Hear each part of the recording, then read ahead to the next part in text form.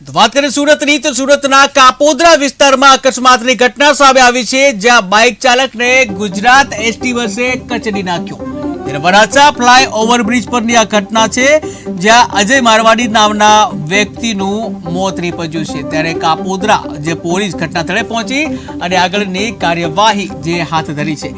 ત્યારે પરિવારમાં જે આક્રંદ જોવા મળ્યું છે કે જ્યાં પોતાનો જ્યારે દીકરો ખોવાય છે ત્યારે માતા જે છે એના ઉપર શું વીતતી હોય છે માતાને જ ખબર હોય છે। ત્યારે હાલ આ સુરત કાપોદ્રા વિસ્તારમાં એક ઘટના બની છે, જ્યાં અકસ્માતની ઘટનામાં બાઇક ચાલક જે છે એ ગુજરાત એસટી બસે તે બાઇક ચાલકને કચડી નાખ્યો હતો।